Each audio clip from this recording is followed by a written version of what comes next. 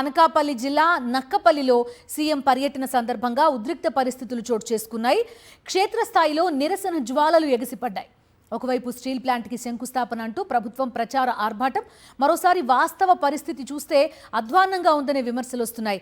వివిధ వర్గాల ప్రజల్లో ఉన్న అసంతృప్తిని పసిగట్టిన ప్రభుత్వం అధికార బలం, పోలీస్ దౌర్జన్యంతో ఏ ఒక్కరిని రోడ్డుపైకి రాకుండా అణచివేసింది. నక్కపల్లి మొత్తాన్ని పోలీస్ వలయంగా మార్చేసింది. కూటమి ప్రభుత్వం అధికారంలోకి వచ్చిన తరువాత ఉమ్మడి విశాఖ జిల్లా సమస్యల వలయంతో నిండిపోయింది. జిల్లాలో ఏ మూలన చూసినా ఉద్యమాలే కనిపిస్తున్నాయి. తమ సమస్యలను పరిష్కరించాలని ప్రజలు రోడ్డెక్కుతున్నారు. ప్రభుత్వానికి ఎన్నిసార్లు మొరపెట్టుకున్నా వినే నాథుడే లేడు.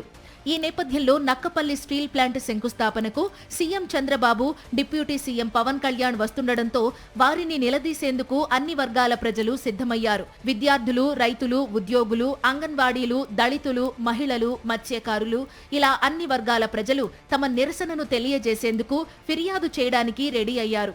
ప్రజల అసంతృప్తి తెలుసుకున్న పోలీసులు ఆయా వర్గాల ప్రజలు సీఎం సభ వద్దకు రాకుండా, తమ సమస్యలు చెప్పుకోకుండా వారిపై ఉక్కుపాదం మోపారు. కూటమి ప్రభుత్వం అధికారంలోకి వచ్చిన తరువాత గోవాడ షుగర్ ఫ్యాక్టరీ రైతులకు 50 కోట్లు బకాయిలు పడింది. షుగర్ ఫ్యాక్టరీలో పనిచేస్తున్న ఉద్యోగులకు జీతాలు రాక పస్తులు ఉండే పరిస్థితి ఏర్పడింది. ఏటికొప్పాక తాండవ షుగర్ ఫ్యాక్టరీ రైతులకు కూడా 10 కోట్లకు మేర బకాయిలు చెల్లించాల్సి ఉంది. తాండవ చక్కెర కర్మాగారానికి చెరకు పంటను తరలించిన రైతులకు ఇప్పటికీ పేమెంట్లు పడలేదు. గిట్టుబాటు ధర లేక రైతన్నలు తాము పండించిన చెరుకు పంటకు తామే నిప్పు పెట్టుకునే పరిస్థితి ఏర్పడింది. స్టీల్ ప్లాంటు భూములు ఇచ్చిన నిర్వాసితులకు ఇప్పటికీ న్యాయం జరగలేదు. 2013 భూసేకరణ చట్టం ద్వారా పరిహారం ఇవ్వాలని స్టీల్ ప్లాంట్ భూ నిర్వాసితులు నెత్తి నోరు కొట్టుకుంటున్నా పాలకులు పట్టించుకోవడం లేదు. రాజయ్యపేట గ్రామానికి చెందిన మత్స్యకారులు బల్క్ డ్రగ్ పార్కును తీవ్రంగా వ్యతిరేకిస్తున్నారు. ప్రభుత్వానికి వ్యతిరేకంగా ఎప్పటి నుంచో నిరసన కార్యక్రమాలు, ఆందోళనలు చేపడుతున్నారు. ఇలా ప్రతి వర్గం రోడ్డెక్కి ముఖ్యమంత్రిని నిలదీసేందుకు సిద్ధమైంది. తమ జీతాలను 26,000కు పెంచాలని ఎప్పటి నుంచో అంగన్వాడీలు, ఆశా వర్కర్లు ఆందోళన బాట పట్టారు. ఎన్నికలకు ముందు ఇచ్చిన హామీని సీఎం చంద్రబాబు నిలబెట్టుకోవాలని డిమాండ్ చేస్తున్నారు. యలమంచిలి నియోజకవర్గానికి చెందిన దళితుల భూములను స్థానిక ఎమ్మెల్యే సుందరపు విజయ్ కుమార్ కబ్జా చేయాలని చూస్తున్నాడు. 200 కోట్ల రూపాయల విలువ చేసే భూములను తన అనుచరులతో కాజేయాలని ప్లాన్ వేస్తున్నారు. గత 2 నెలల నుంచి దళితులు రిలే నిరాహార దీక్షలను కొనసాగిస్తున్నారు. అయినా వారికి ఎటువంటి న్యాయం జరగలేదు. దీంతో తమ సమస్యను సీఎం చంద్రబాబు వద్ద తేల్చుకునేందుకు దళితులు సిద్ధమయ్యారు. యలమంచిలి నియోజకవర్గానికి చెందిన కృష్ణయ్యపాలెం గ్రామస్తులను అధికారులు బలవంతంగా ఖాళీ చేయిస్తున్నారు. పరిశ్రమల కోసం భూమినిచ్చిన కృష్ణయ్యపాలెం గ్రామ ప్రజలకు ఇప్పటి వరకు ఎలాంటి పరిహారం అందలేదు. కృష్ణయ్యపాలెం గ్రామంలో పరిస్థితులు యుద్ధ వాతావరణాన్ని తలపిస్తున్నాయి.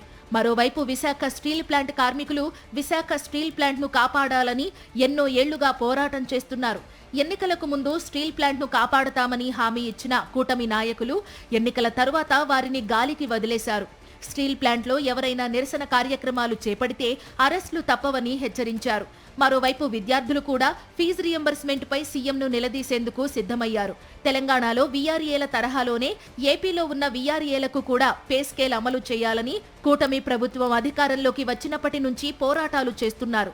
ఇలా అన్ని వర్గాల ప్రజలు కూటమి ప్రభుత్వంపై తీవ్ర అసంతృప్తితో ఉన్నారు. తమ సమస్యలపై సీఎం చంద్రబాబును నిలదీసేందుకు సిద్ధమయ్యారు. కానీ ప్రభుత్వం పోలీసు బలగంతో వారందరి గొంతు నొక్కేసింది. ఎవరినీ కూడా బయటకు రానియకుండా చేసింది. ఎవరైనా బయటకు వస్తే పీడీ యాక్ట్ కింద కేసులు పెట్టి జైల్లో పెడతామని బెదిరింపులకు దిగింది. వారిని ఇళ్ల నుంచి బయటకు రాకుండా ఉక్కుపాదం మోపింది.